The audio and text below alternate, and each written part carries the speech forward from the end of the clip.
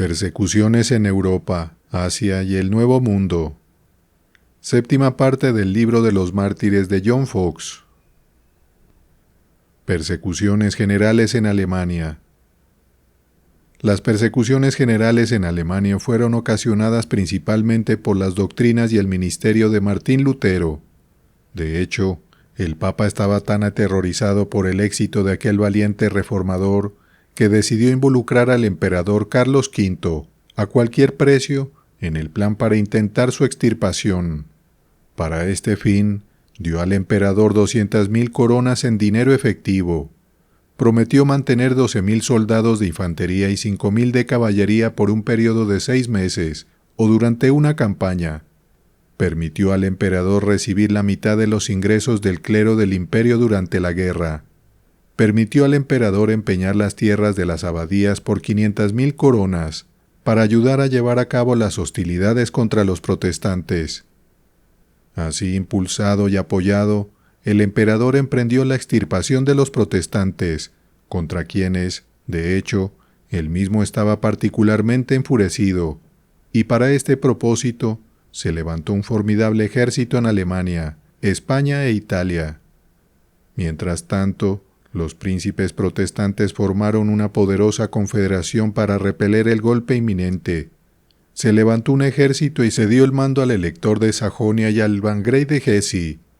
Las fuerzas imperiales fueron comandadas por el emperador de Alemania en persona, y los ojos de toda Europa se volvieron hacia el desenlace de la guerra.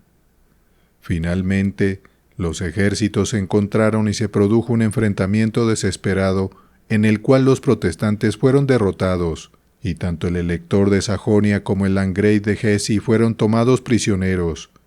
A este golpe fatal le siguió una horrible persecución, cuyas severidades fueron tales que el exilio podía considerarse un destino leve, y esconderse en un bosque lúgubre pasaba por felicidad. En tiempos así, una cueva es un palacio, una roca es un lecho de plumas, y las raíces silvestres son manjares. Aquellos que fueron capturados experimentaron las torturas más crueles que las imaginaciones infernales pudieran inventar, y por su constancia, demostraron que un verdadero cristiano puede superar cualquier dificultad y despreciar cualquier peligro para adquirir una corona de martirio. Henry Boes y John Knox, al ser aprehendidos como protestantes, fueron llevados a interrogatorio. Boes respondió por sí mismo y por el otro. Dio las siguientes contestaciones a algunas preguntas hechas por un sacerdote que los examinó por orden de la magistratura. El sacerdote preguntó, ¿no eran ambos, hace algunos años, frailes agustinos? Boes respondió, sí. ¿Cómo llegaron a abandonar el seno de la Iglesia de Roma? A causa de sus abominaciones, contestó Boes. ¿En qué creen? En el Antiguo y Nuevo Testamento. El sacerdote volvió a preguntar, ¿creen en los escritos de los padres y los decretos de los concilios? Sí, si concuerdan con la Escritura, respondió Boes. ¿No los sedujo Martín Lutero a ambos? Boes respondió, nos sedujo de la misma manera que Cristo sedujo a los apóstoles, es decir, nos hizo conscientes de la fragilidad de nuestros cuerpos y del valor de nuestras almas. Este examen fue suficiente. Ambos fueron condenados a las llamas, y poco después sufrieron con esa fortaleza viril que corresponde a los cristianos cuando reciben la corona del martirio. Henry Stutphen, un predicador elocuente y piadoso, fue sacado de su cama en medio de la noche y obligado a caminar descalzo un trecho considerable, de modo que sus pies quedaron terriblemente cortados. Deseó un caballo, pero sus conductores dijeron en burla, ¿un caballo para el hereje? No, los herejes pueden ir descalzos.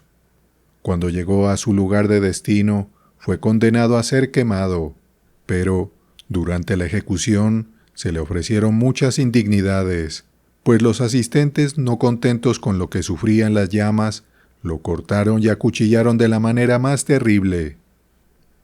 Muchos fueron asesinados en Halle. Al ser tomada Milwood por asalto, todos los protestantes fueron pasados por la espada, y gran número de personas fueron quemadas en Viena. Se envió un oficial para matar a un ministro, quien fingió, al llegar a la casa del clérigo, que sus intenciones eran solo hacerle una visita. El ministro, sin sospechar la crueldad pretendida, agasajó a su supuesto huésped de manera muy cordial. Tan pronto como terminó la cena, el oficial dijo a alguno de sus asistentes: «Tomen a este clérigo y cuélguenlo».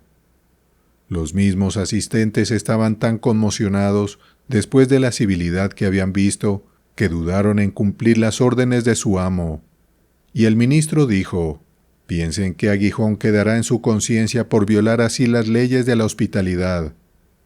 El oficial, sin embargo, insistió en ser obedecido, y los asistentes, con renuencia, realizaron el execrable oficio de verdugos. Peter Spengler, un piadoso teólogo de la ciudad de Challet, fue arrojado al río y ahogado. Antes de ser llevado a las orillas del torrente que se convertiría en su tumba, lo condujeron a la plaza del mercado para que sus crímenes fueran proclamados, los cuales eran: no ir a misa, no confesarse y no creer en la transubstanciación.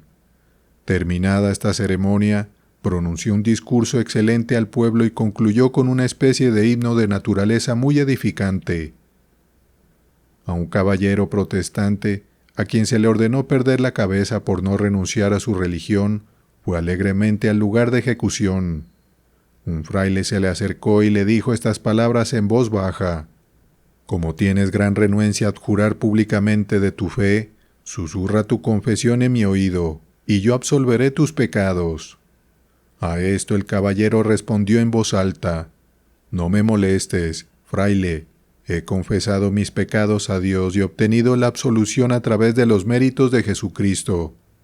Luego, volviéndose al verdugo, dijo: «No permitas que me fastidien estos hombres, cumple tu deber», ante lo cual su cabeza fue cortada de un solo golpe. Wolfgang Schut y John Högling, dos dignos ministros, fueron quemados, al igual que Leonard Kaiser, un estudiante de la Universidad de Gutenberg, y George Carpenter, un bávaro, que fue ahorcado por negarse a retractarse del protestantismo.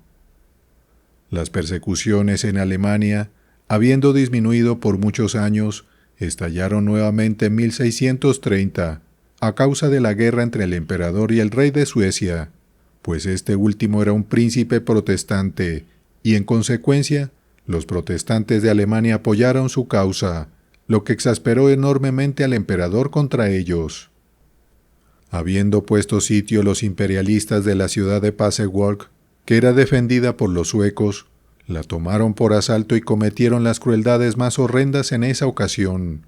Derribaron las iglesias, quemaron las casas, saquearon las propiedades, masacraron a los ministros, pasaron a la guarnición por la espada, ahorcaron a los ciudadanos, violaron a las mujeres, asfixiaron a los niños. Una tragedia de lo más sangrienta se llevó a cabo en Magdeburg, en el año 1631.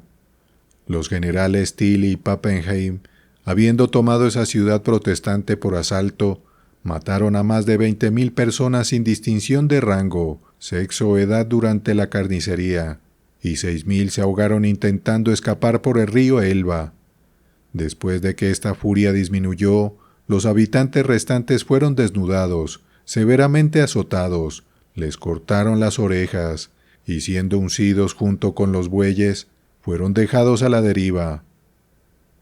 La ciudad de Hocher fue tomada por el ejército papista, y todos los habitantes, así como la guarnición, fueron pasados por la espada. Cuando las casas fueron incendiadas, los cuerpos fueron consumidos en las llamas. En Grifenburg, cuando las fuerzas imperiales prevalecieron, encerraron a los senadores en la Cámara del Senado y rodeándola con paja encendida los asfixiaron. Fragendal se rindió bajo artículos de capitulación. Sin embargo, los habitantes fueron tratados tan cruelmente como en otros lugares, y en Heidelberg muchos fueron encerrados en prisión y muertos de hambre. Las crueldades empleadas por las tropas imperiales bajo el conde Tilly en Sajonia se enumeran así: estrangular a medias y reanimar a las personas repetidamente, pasar ruedas afiladas sobre los dedos de manos y pies, apretar los pulgares en un torno, forzar cosas inmundas por la garganta, con lo que muchos se ahogaron, atar cuerdas alrededor de la cabeza tan fuerte que la sangre brotaba por los ojos, nariz, oídos y boca, atar mechas encendidas a los dedos, oídos, brazos, piernas e incluso la lengua, poner pólvora en la boca y prenderle fuego, con lo que la cabeza quedaba destrozada, atar bolsas de pólvora a todas partes del cuerpo, con lo que la persona volaba en pedazos, pasar cuerdas hacia adelante y hacia atrás a través de las partes carnosas, hacer incisiones con punzones y cuchillos en la piel, atravesar la nariz, orejas, labios con alambres, colgar a los protestantes por las piernas con la cabeza sobre un fuego, con lo que morían ahumados, colgar de un brazo hasta dislocarlo, colgar de ganchos por las costillas, obligar a la gente a beber hasta reventar, hornear a muchos en hornos calientes, fijar pesos a los pies e izar a varios con poleas, ahorcar, asfixiar, asar, apuñalar, freír, torturar en el potro, violar, abrir en el canal, romper los huesos, raspar la carne, despedazar con caballos salvajes, ahogar, estrangular, quemar, asar a la parrilla, crucificar, emparedar, envenenar, cortar lenguas, narices y orejas, aserrar las extremidades, cortar en pedazos y arrastrar por los talones por las calles. Estas enormes crueldades serán una mancha perpetua en la memoria del conde Tilly, quien no solo permitió, sino que incluso ordenó a las tropas que las pusieran en práctica. Dondequiera que llegaba, se producían las barbaridades más horrendas y las depredaciones más crueles. El hambre y la conflagración marcaban su progreso, pues destruía todas las provisiones que no podía llevarse y quemaba todos los pueblos antes de dejarlos, de modo que el resultado final de sus conquistas era asesinato, pobreza y desolación. A un anciano y piadoso teólogo lo desnudaron, lo ataron de espaldas sobre una mesa y le sujetaron un gato grande y feroz sobre el vientre. Luego pincharon y atormentaron al gato de tal manera que la criatura, con rabia, le abrió el vientre y le royó las entrañas. Otro ministro y su familia fueron capturados por estos monstruos inhumanos, violaron a su esposa e hija delante de su cara, clavaron a su hijo pequeño en la punta de una lanza y luego, rodeándolo con toda su biblioteca de libros, les prendieron fuego y él fue consumido en medio de las llamas. En Hesse y Kassel, algunas de las tropas entraron en un hospital donde había principalmente mujeres dementes, desnudando a todas las pobres desgraciadas, las hicieron correr por las calles para su diversión, y luego las mataron a todas. En Pomerania, algunas de las tropas imperiales, al entrar en una pequeña ciudad, capturaron a todas las mujeres jóvenes y niñas de más de 10 años, y luego, colocando a sus padres en círculo, les ordenaron cantar salmos mientras violaban a sus hijas, o de lo contrario juraban que las cortarían en pedazos después. Luego tomaron a todas las mujeres casadas que tenían niños pequeños y amenazaron con que, si no consentían en la gratificación de sus lujurias, quemarían a sus hijos delante de sus caras en un gran fuego que habían encendido para ese propósito. Una banda de soldados del conde Tilly, encontrándose con una compañía de comerciantes de Basilea que regresaban del gran mercado de Estrasburgo, intentó rodearlos. Todos escaparon, sin embargo, excepto 10, dejando sus propiedades atrás. Los 10 que fueron capturados suplicaron mucho por sus vidas, pero los soldados los asesinaron diciendo, «Deben morir porque son herejes y no tienen dinero». Los mismos soldados se encontraron con 2 condesas que, junto con algunas jóvenes damas, hijas de una de ellas, estaban tomando aire en un carruaje. Los soldados les perdonaron la vida, pero las tomaron con la mayor indecencia, y habiéndolas desnudado completamente, ordenaron al cochero que siguiera adelante. Por medio y mediación de Gran Bretaña, la paz fue finalmente restaurada en Alemania, y los protestantes permanecieron sin ser molestados por varios años, hasta que estallaron nuevos disturbios en el Palatinado, ocasionados de la siguiente manera. La gran iglesia del Espíritu Santo en Heidelberg había sido compartida por muchos años equitativamente por los protestantes y los católicos romanos de esta manera. Los protestantes realizaban el servicio divino en la nave o cuerpo de la iglesia, y los católicos romanos celebraban misa en el coro. Aunque esta había sido la costumbre desde tiempos inmemorables, al elector del Palatino finalmente se le ocurrió no permitirlo más, declarando que, como Heidelberg era el lugar de su residencia y la iglesia del Espíritu Santo la catedral de su ciudad principal, el servicio divino debía realizarse solo según los ritos de la iglesia de la cual él era miembro. Entonces prohibió a los protestantes entrar en la iglesia y puso a los papistas en posesión de toda ella. El pueblo agraviado solicitó reparación a las potencias protestantes, lo cual exasperó tanto al elector que suprimió el catecismo de Heidelberg. Las potencias protestantes, sin embargo, acordaron unánimemente exigir satisfacción, ya que el elector, con esta conducta, había roto un artículo del Tratado de Westfalia, y las Cortes de Gran Bretaña, Prusia, Holanda, enviaron diputados al elector para representar la injusticia de sus procedimientos y amenazar con que, a menos que cambiara su comportamiento hacia los protestantes en el Palatinado, tratarían a sus súbditos católicos romanos con la mayor severidad. Muchas disputas violentas tuvieron lugar entre las potencias protestantes y las del elector, y éstas aumentaron enormemente por el siguiente incidente. Estando el carruaje del ministro holandés frente a la puerta del residente enviado por el príncipe de Hesse, pasaba por casualidad la hostia que llevaban a un enfermo. El cochero no prestó la menor atención, lo cual observaron los que acompañaban la hostia, quienes lo bajaron de su asiento y lo obligaron a arrodillarse.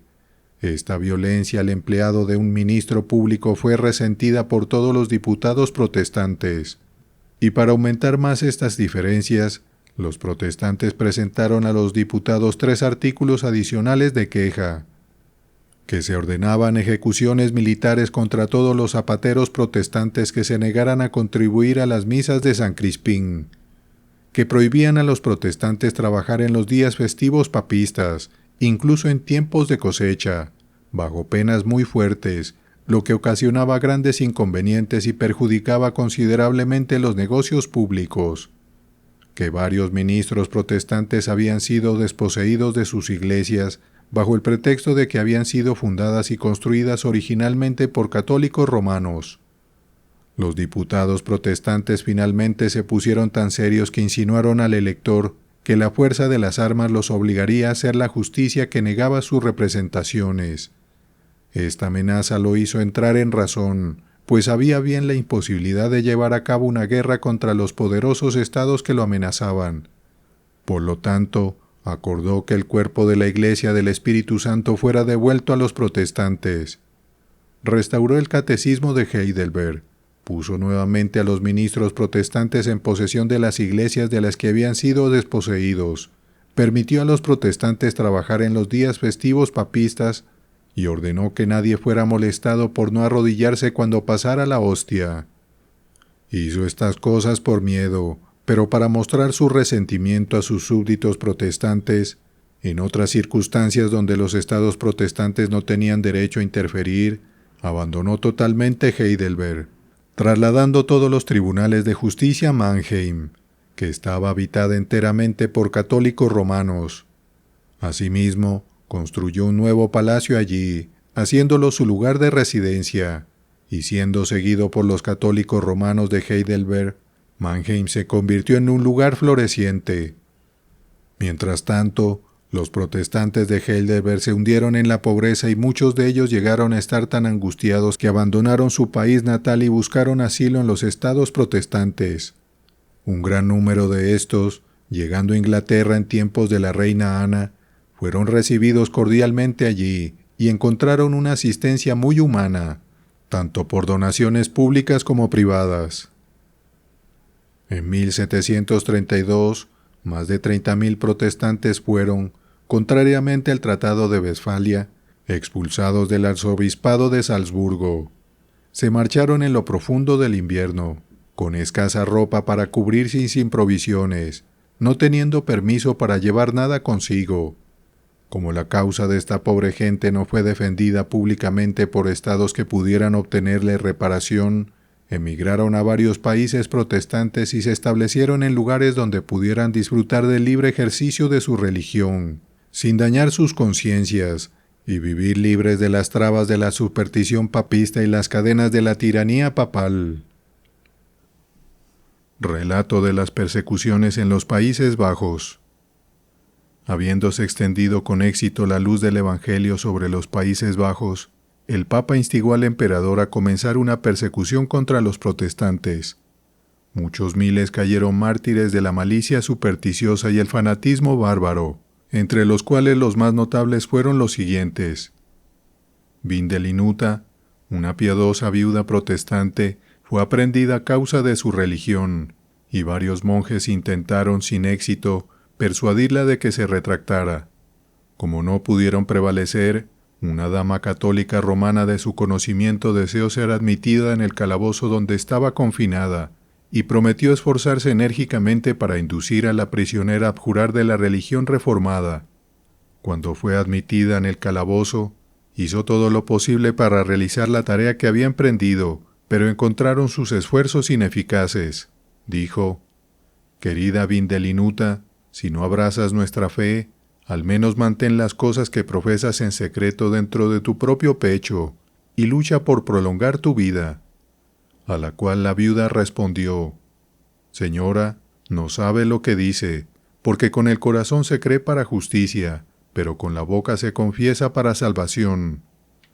Como se negó positivamente a retractarse, sus bienes fueron confiscados y fue condenada a ser quemada. En el lugar de ejecución, un monje le sostuvo una cruz y le pidió que la besara y adorara a Dios, a lo cual ella respondió: «No adoro a ningún dios de madera, sino al Dios eterno que está en el cielo». Fue entonces ejecutada, pero a través de la mencionada dama católica romana, se le concedió el favor de ser estrangulada antes de que se prendiera fuego a los haces de leña. 2 clérigos protestantes fueron quemados en Colonia.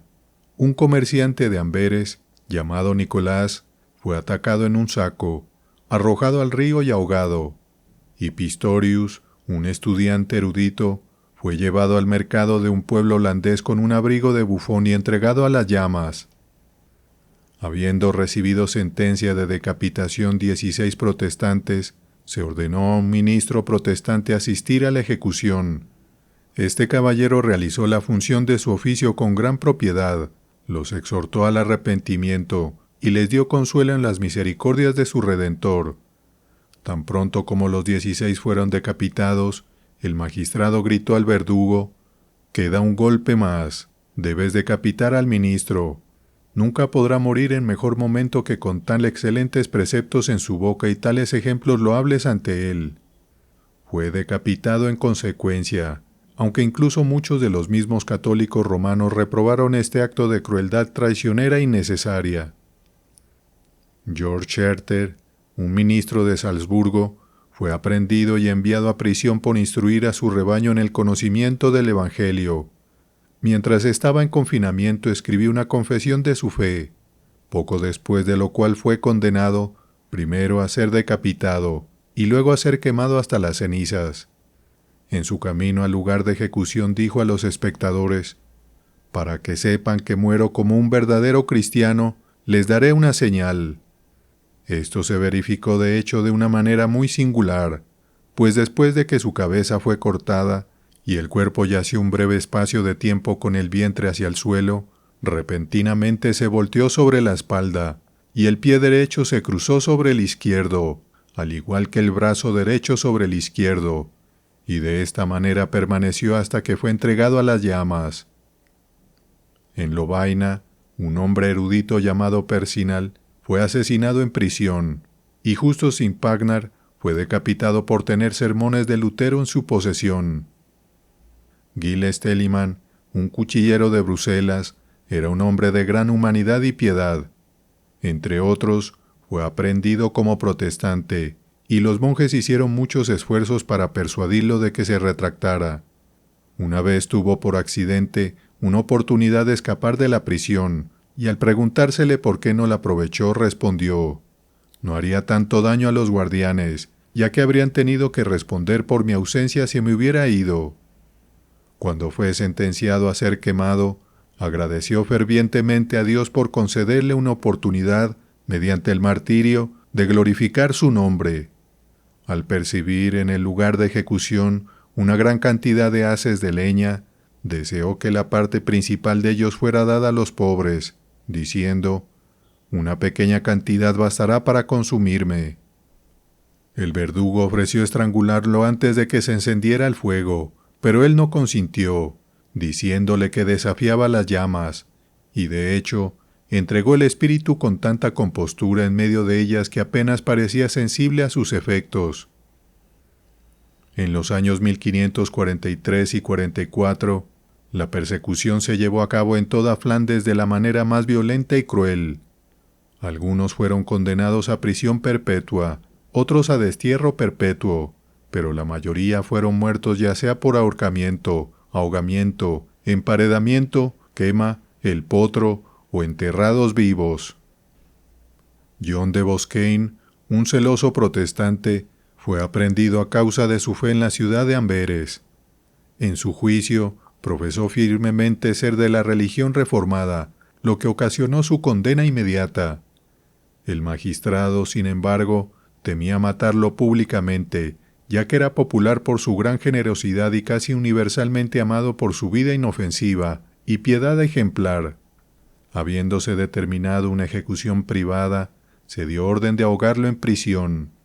El verdugo, en consecuencia, lo puso en una tina grande, pero como Boscain luchaba y sacaba la cabeza por encima del agua, el verdugo lo apuñaló con una daga en varios lugares hasta que expiró. John de Buissons, otro protestante, fue aproximadamente al mismo tiempo aprehendido secretamente y ejecutado en privado en Amberes. Siendo grande el número de protestantes en esa ciudad y el prisionero muy respetado, los magistrados temían una insurrección y por esa razón ordenaron que fuera decapitado en prisión. En el año 1568, 3 personas fueron aprehendidas en Amberes, llamadas Scoblan, Hughes y Comans. Durante su confinamiento se comportaron con gran fortaleza y alegría, confesando que la mano de Dios aparecería en lo que les había sucedido, e inclinándose ante el trono de su providencia.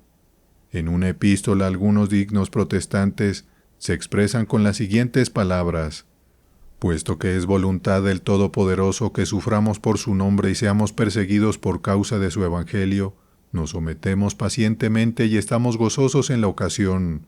Aunque la carne pueda rebelarse contra el espíritu y escuchar el consejo de la vieja serpiente, las verdades del evangelio impedirán que se tome tal consejo, y Cristo aplastará la cabeza de la serpiente. No estamos sin consuelo en el confinamiento, porque tenemos fe. No tememos a la aflicción, porque tenemos esperanza. Y perdonamos a nuestros enemigos, porque tenemos caridad. No teman por nosotros, somos felices en el confinamiento a través de las promesas de Dios. Nos gloriamos en nuestras cadenas y nos regocijamos de ser considerados dignos de sufrir por causa de Cristo. No deseamos ser liberados, sino ser bendecidos con fortaleza. No pedimos libertad, sino el poder de la perseverancia, y no deseamos cambio alguno en nuestra condición, sino aquel que coloque una corona de martirio sobre nuestras cabezas». Scoblan fue llevado primero a su juicio, y persistiendo en la profesión de su fe, recibió sentencia de muerte. A su regreso a la prisión, solicitó fervientemente al carcelero que no permitiera que ningún fraile se le acercara, diciendo: «No pueden hacerme ningún bien, pero pueden perturbarme grandemente. Espero que mi salvación ya esté sellada en el cielo, y que la sangre de Cristo, en la cual pongo firmemente mi confianza, me haya lavado de mis iniquidades. Ahora voy a despojarme de este manto de arcilla, para ser vestido con ropas de gloria eterna, por cuyo brillo celestial seré librado de todos los errores. Espero ser el último mártir de la tiranía papal, y que la sangre ya derramada sea suficiente para saciar la sed de la crueldad papista. Que la Iglesia de Cristo tenga descanso aquí, como sus siervos lo tendrán en el más allá. El día de la ejecución, se despidió patéticamente de sus compañeros de prisión. En la hoguera oró fervientemente el Padre Nuestro y cantó el Salmo 40. Luego encomendó su alma a Dios y fue quemado vivo. Hues murió poco después en prisión, en cuya ocasión Comans escribió así a sus amigos: «Ahora estoy privado de mis amigos y compañeros.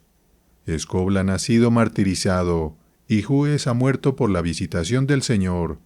Sin embargo, no estoy solo. Tengo conmigo al Dios de Abraham, de Isaac y de Jacob. Él es mi consuelo y será mi recompensa. Rueguen a Dios que me fortalezca hasta el final, ya que espero cada hora ser liberado de esta morada de arcilla». En su juicio confesó libremente ser de la religión reformada, respondió con fortaleza viril a cada cargo en su contra y probó la parte bíblica de sus respuestas con el Evangelio. El juez le dijo que la única alternativa era la retractación, si no la muerte, y concluyó diciendo: «¿Morirás por la fe que profesas?». A lo cual Comans respondió: «No solo yo estoy dispuesto a morir, sino a sufrir los tormentos más atroces por ella, después de lo cual mi alma recibirá su confirmación de Dios mismo, en medio de la gloria eterna». Siendo condenado, fue alegremente al lugar de ejecución y murió con la fortaleza más viril y resignación cristiana.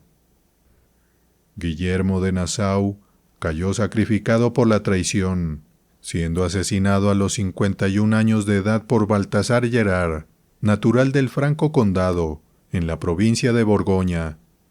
Este asesino, con la esperanza de una recompensa aquí y en el más allá por matar a un enemigo del rey de España y un enemigo de la religión católica, se comprometió a destruir al príncipe de Orange.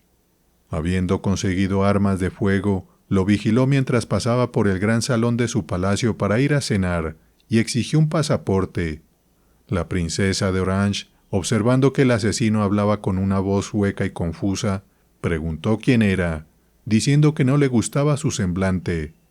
El príncipe respondió que era alguien que pedía un pasaporte, el cual tendría en breve. Nada más ocurrió antes de la cena, pero al regreso del príncipe y la princesa por el mismo salón, una vez terminada la cena, el asesino, ocultándose lo más posible tras una de las columnas, disparó al príncipe. Las balas entraron por el lado izquierdo y atravesaron el derecho, hiriendo en su paso el estómago y partes vitales. Al recibir las heridas, el príncipe solo dijo: «Señor, ten misericordia de mi alma y de esta pobre gente», y luego expiró inmediatamente. Los lamentos en todas las provincias unidas fueron generales a causa de la muerte del príncipe de Orange, y el asesino, que fue capturado inmediatamente, recibió sentencia de muerte de la manera más ejemplar. Sin embargo, tal era su fanatismo o la locura que, cuando su carne era desgarrada por tenazas al rojo vivo, dijo fríamente: «Si estuviera en libertad, cometería tal acción otra vez». El funeral del príncipe de Orange fue el más grandioso jamás visto en los Países Bajos, y tal vez el dolor por su muerte el más sincero, ya que dejó tras de sí el carácter que honestamente merecía, a saber, el de padre de su pueblo.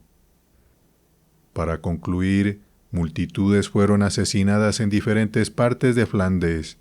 En la ciudad de Valence, en particular, 57 de los principales habitantes fueron masacrados en un día por negarse a abrazar la superstición romana, y a un gran número se le dejó languidecer en confinamiento, hasta que perecieron por la inclemencia de sus calabozos.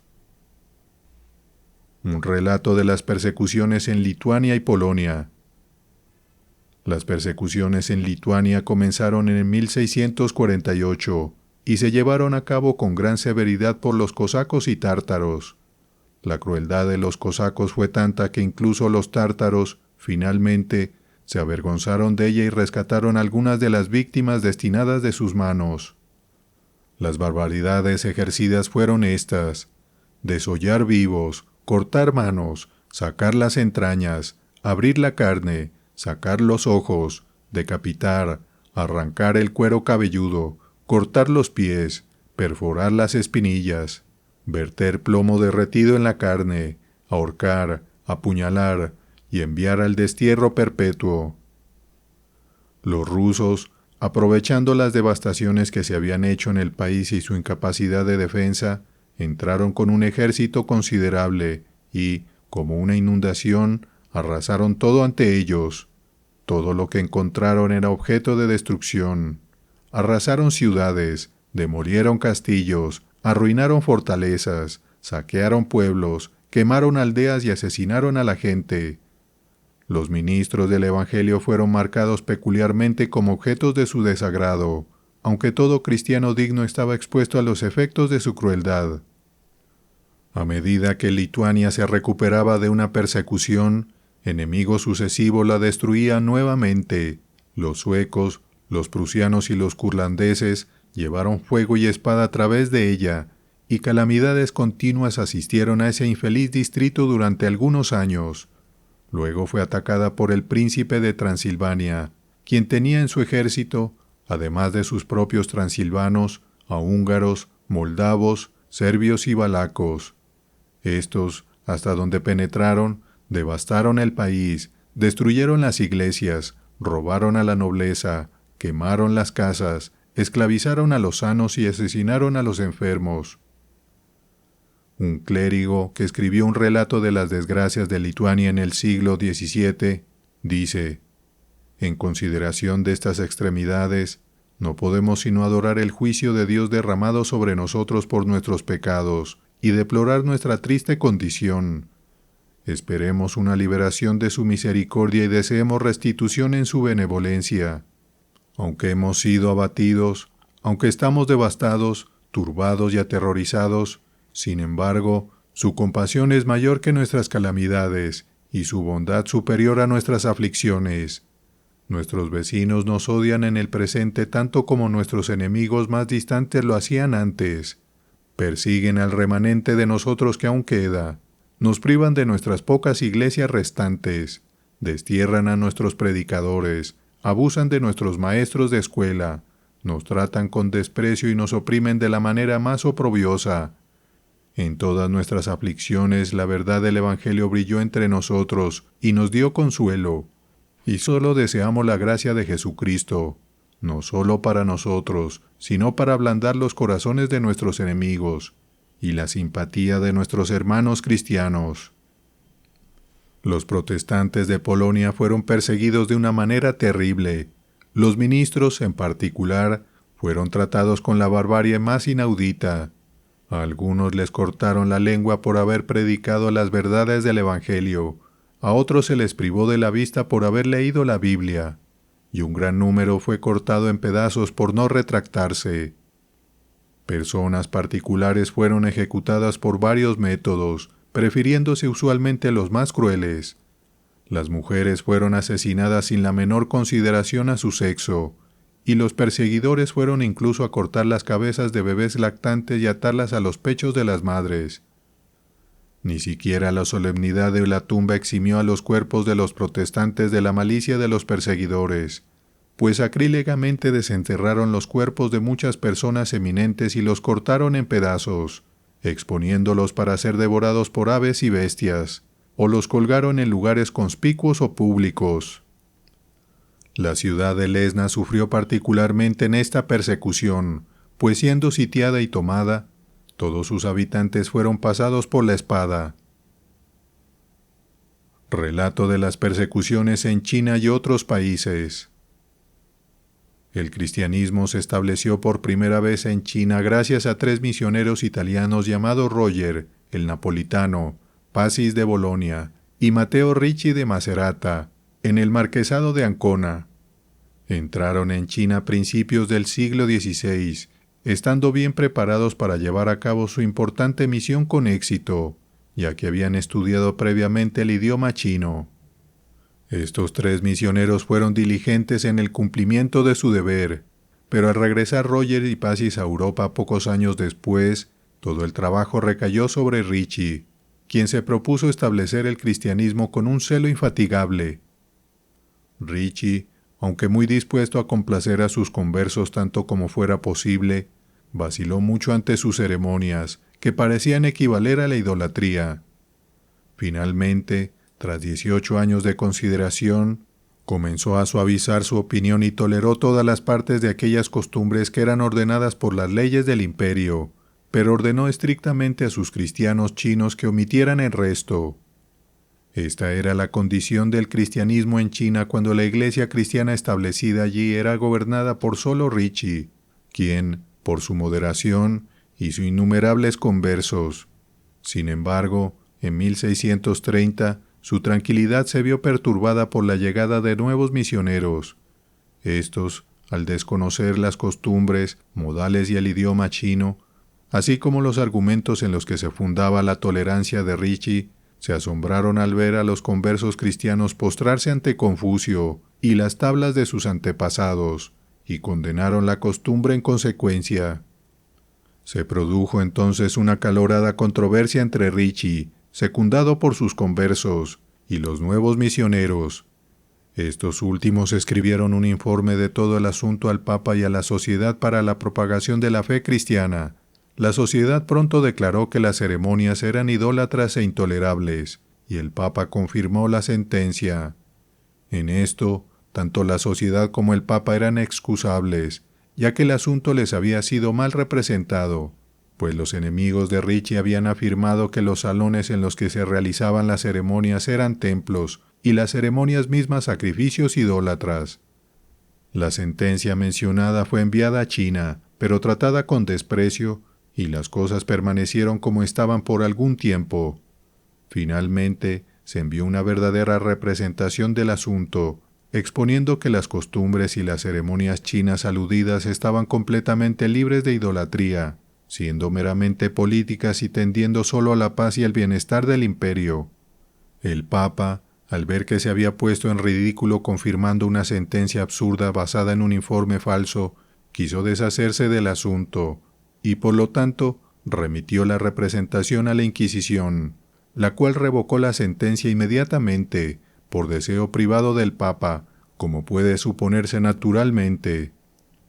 A pesar de todas estas divisiones, la Iglesia cristiana floreció en China hasta la muerte del primer emperador tártaro, cuyo sucesor era menor de edad. Durante esta minoría del joven emperador Kangxi, los regentes y nobles conspiraron para extirpar la religión cristiana. La ejecución de este designio comenzó con rapidez y se llevó a cabo con severidad, de modo que todo maestro cristiano en China, así como aquellos que profesaban la fe, quedaron asombrados. Johann Adam Neschal, un eclesiástico alemán y uno de los principales de la misión, fue arrojado a un calabozo en el año 1664, estando entonces en el 74º año de su edad, y escapó con vida por poco. Al año siguiente, es decir, en 1665, los ministros de Estado resolvieron pública y unánimemente e hicieron un decreto especificando que las doctrinas cristianas eran falsas, que eran peligrosas para los intereses del imperio, que no debían practicarse bajo pena de muerte. La publicación de este decreto ocasionó una furiosa persecución general, en la cual algunos fueron ejecutados, muchos arruinados y todos, de alguna manera, oprimidos. Este decreto fue general, y la persecución universal en consecuencia a través del imperio, pues antes de esto, los cristianos habían sido perseguidos parcialmente en diferentes momentos y en diferentes provincias. 4 años después, es decir, en 1669, el joven emperador fue declarado mayor de edad y tomó las riendas del gobierno, momento en el cual la persecución cesó inmediatamente por su orden. Un relato de las persecuciones en Japón. El cristianismo fue introducido por primera vez en el imperio idólatra de Japón por algunos misioneros portugueses en el año de Nuestro Señor en 1552, y sus esfuerzos por hacerlos conversos a la luz del Evangelio tuvieron éxito igual a sus deseos más optimistas. Esto continuó hasta el año 1616, cuando los misioneros, acusados de haberse involucrado en política y haber formado un plan para subvertir el gobierno y destronar al emperador, provocaron grandes recelos hasta 1622, cuando la corte ordenó comenzar una terrible persecución contra los cristianos tanto extranjeros como nativos. Tal fue la furia de esta persecución que, durante los primeros 4 años, no menos de 20.570 cristianos fueron masacrados. La profesión pública del cristianismo fue prohibida bajo pena de muerte, y las iglesias fueron cerradas por un edicto expreso. Muchos de los denunciados por profesar el cristianismo en privado sufrieron el martirio con gran heroísmo. La persecución continuó muchos años, hasta que el remanente de innumerables cristianos con los que abundaba Japón, al número de 37.000 almas, se retiró a la ciudad y castillo de Shimabara, en la isla de Kyushu, donde decidieron resistir, continuar en su fe y defenderse hasta el último extremo. El ejército japonés persiguió a los cristianos y sitió el lugar. Los cristianos se defendieron con gran valentía y resistieron a los sitiadores por un espacio de 3 meses, pero finalmente fueron obligados a rendirse, momento en el cual hombres, mujeres y niños fueron asesinados indiscriminadamente y el cristianismo, con sus martirios, fue completamente extirpado de Japón. Este evento tuvo lugar el 12 de abril de 1638, y desde ese periodo a ningún cristiano, excepto a los holandeses, se les permite desembarcar en el imperio. Incluso ellos están obligados a conducirse con la mayor precaución y a llevar a cabo su comercio con la máxima circunspección. Un relato de las persecuciones contra los cristianos en Abisinia, o Etiopía. Hacia la conclusión del siglo XV, y poco después del descubrimiento del Cabo de Buena Esperanza, algunos misioneros portugueses hicieron un viaje a Abisinia y fueron infatigables en propagar la doctrina católica romana entre los abisinios, quienes profesaban el cristianismo antes de la llegada de los misioneros. Los sacerdotes empleados en esta misión ganaron tal influencia en la corte que el emperador consintió en abolir los ritos establecidos de la Iglesia etíope y admitirlos de Roma. Poco después consintió en recibir un patriarca de Roma y reconocer la supremacía del Papa. Muchos de los señores más poderosos y la mayoría del pueblo que profesaban el cristianismo primitivo, tal como se estableció primero en Abisinia, se opusieron en estas innovaciones y tomaron las armas contra el emperador. Así, por los artificios de la corte de Roma y sus emisarios, comenzó una guerra civil furiosa y todo el imperio se sumió en la conmoción. Esta guerra se llevó a cabo a través de varios reinados, continuando por más de 100 años, y al ponerse la corte constantemente del lado de los católicos romanos, los cristianos primitivos en Abisinia fueron severamente perseguidos y multitudes perecieron por los medios más inhumanos. Un relato de las persecuciones contra los cristianos en Turquía. Mahoma, el impostor, en la infancia de su nueva religión, toleró el cristianismo por un motivo político, ya que era consciente de que incluso en aquellos primeros tiempos tenía varios defensores poderosos entre los principales que eran sus contemporáneos. Como prueba de que era su único objetivo, tan pronto como encontró que su doctrina estaba establecida en una situación más permanente, alteró su tolerancia a un sistema de la persecución más rígida y bárbara, plan diabólico que ha recomendado particularmente a sus seguidores extraviados en esta parte de su Alcorán titulada El capítulo de la espada, y como pruebas del celo ciego que sus seguidores han adaptado a sus principios infernales, las muchas batallas sangrientas de los turcos con la totalidad de los profesores del Evangelio de Cristo y sus crueles masacres de ellos en varios periodos lo demuestran suficientemente.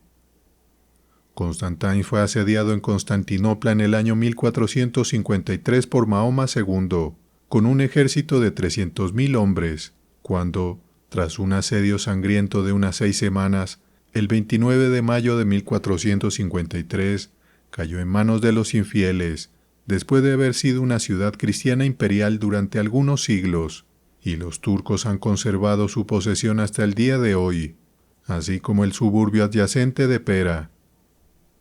Al entrar en Constantinopla, los turcos ejercieron sobre los desdichados cristianos la barbarie más incesante, destruyéndolos por todos los métodos que la crueldad más infernal pudiera inventar o el corazón más insensible pudiera practicar. A algunos los asaron vivos en espetones, a otros los desollaron vivos, y de esa manera horrible los dejaron expirar de hambre. Muchos fueron aserrados y otros despedazados por caballos. Durante 3 días y noches completos, los turcos se esforzaron por superarse mutuamente en el ejercicio de su espantosa carnicería y barbarie salvaje, asesinando sin distinción de edad a todos los que encontraban y violando brutalmente la castidad de las mujeres de toda distinción y edad. Durante el año 1529, Solimán I retomó Buda de los cristianos y mostró la persecución más horrible hacia los habitantes. A algunos les arrancaron los ojos, a otros les cortaron las manos, orejas y narices, y a los niños sus partes privadas.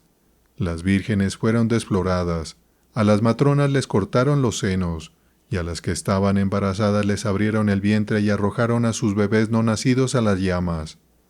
No contento con esto, repitió estos horribles ejemplos durante toda su marcha hacia Viena, la cual asedió ineficazmente. Durante el asedio, este bárbaro diabólico, habiendo hecho prisioneros a un cuerpo de cristianos, envió a 3 de ellos a la ciudad para relatar la gran fuerza de su ejército, y ordenó que el resto fuera despedazado miembro a miembro por caballos salvajes a la vista de sus hermanos cristianos, quienes solo podían lamentar con sus gritos y lágrimas su terrible destino.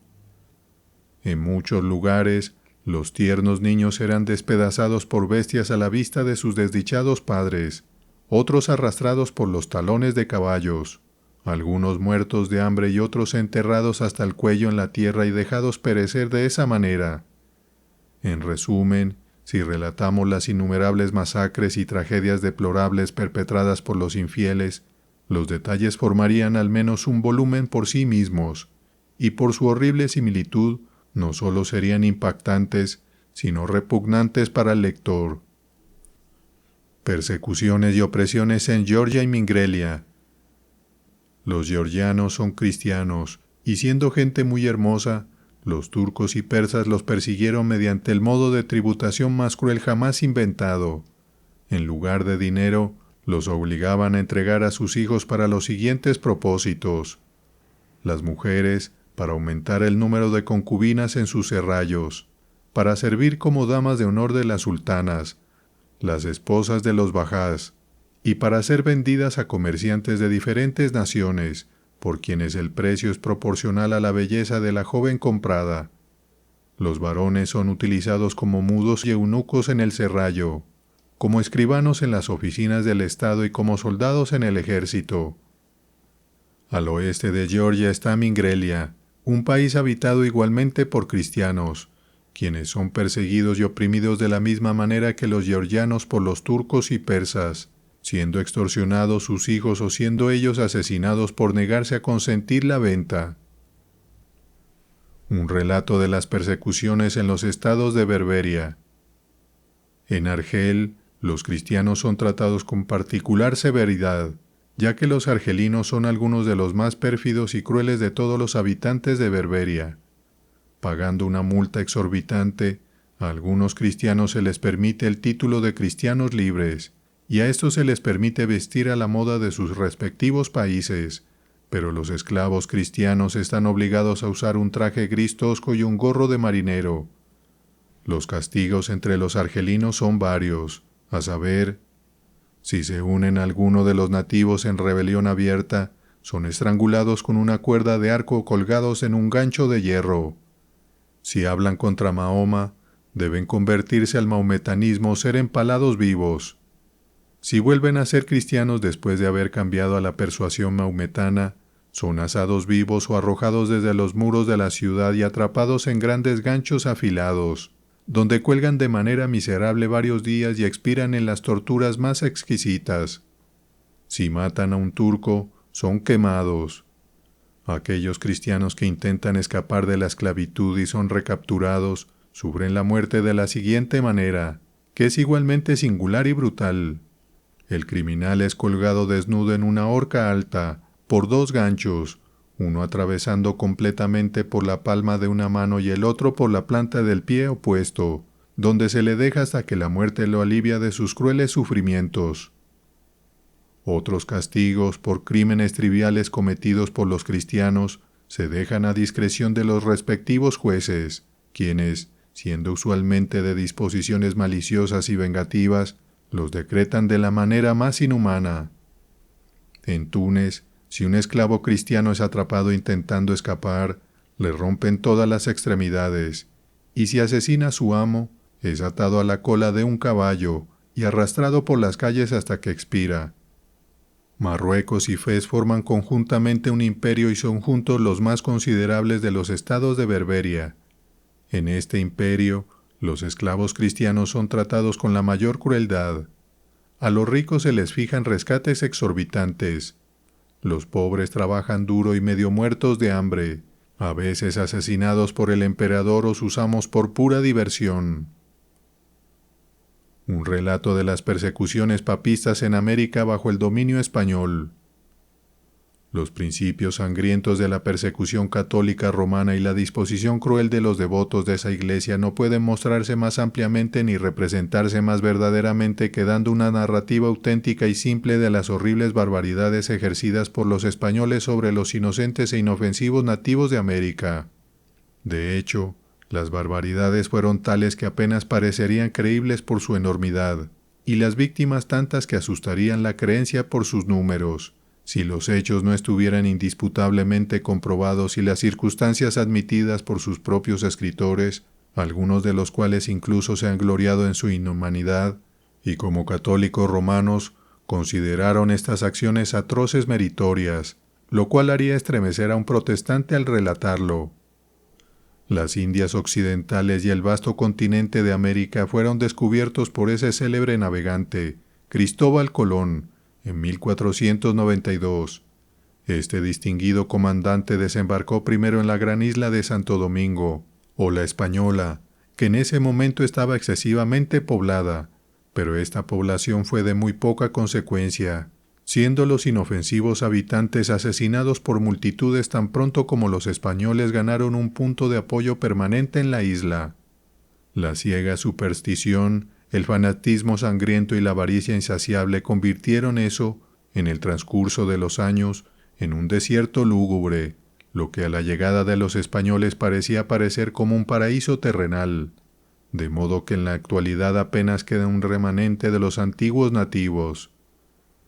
Los nativos de Guatemala, un país de América, fueron tratados con gran barbarie. Eran anteriormente activos y valientes, pero por el maltrato y la opresión se volvieron perezosos y tan desanimados que no solo temblaban ante la vista de las armas de fuego, sino incluso ante la misma mirada de un español. Algunos estaban tan sumidos en la desesperación que, después de regresar a casa de trabajar duro para sus crueles capataces y recibir solo lenguaje despectivo y golpes por sus penas, se hundían en sus cabañas con la firme resolución de preferir la muerte a tal esclavitud, y en la amargura de su angustia rechazaban todo sustento hasta que perecían. Por barbaridades repetidas y las crueldades más execrables, los vengativos y despiadados españoles no solo despoblaron la Española, Puerto Rico, Cuba, Jamaica y las Islas Bahamas, sino que destruyeron a más de 12 millones de almas en el continente de América en el espacio de 40 años. Los métodos crueles mediante los cuales masacraron y despedazaron a los pobres nativos fueron innumerables y de la naturaleza más diabólica.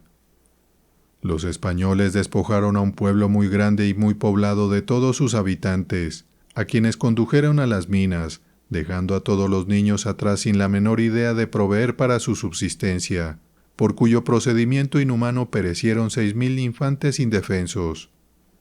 Siempre que la gente de cualquier pueblo tenía la reputación de ser rica, se enviaba inmediatamente una orden de que cada persona en él debía convertirse al catolicismo romano. Si esto no se cumplía directamente, el pueblo era saqueado al instante y los habitantes asesinados. Y si se cumplía, poco después se inventaba un pretexto para despojar a los habitantes de su riqueza. Uno de los gobernantes españoles se apoderó de un príncipe indio muy digno y amable, y para extorsionarle donde estaban ocultos sus tesoros, hizo que le quemaran los pies hasta que la médula cayó de sus huesos y expiró por la extremidad de los tormentos que sufrió. En el intervalo entre los años 1514 y 1522, el gobernador de la tierra firme dio muerte y destruyó a 800,000 de los habitantes de ese país. Entre los años 1523 y 1533, 500,000 nativos de Nicaragua fueron transportados a Perú, donde todos perecieron por el trabajo incesante en las minas. En el espacio de 12 años, desde el primer desembarco de Cortés en el continente de América hasta la completa reducción del populoso Imperio de México, la asombrosa cantidad de 4 millones de mexicanos perecieron a través de la barbarie sin paralelo de los españoles. Para entrar en detalles, la ciudad de Cholula constaba de 30,000 casas, por lo que se puede imaginar su gran población. Los españoles se apoderaron de todos los habitantes quienes, al negarse a convertirse al catolicismo romano, ya que no conocían el significado de la religión que se les ordenaba abrazar, fueron muertos por los españoles, cortando en pedazos a la clase baja y quemando a los distinguidos. Persecuciones en Europa, Asia y el Nuevo Mundo. Séptima parte del Libro de los Mártires de John Foxe. Colgado en el madero.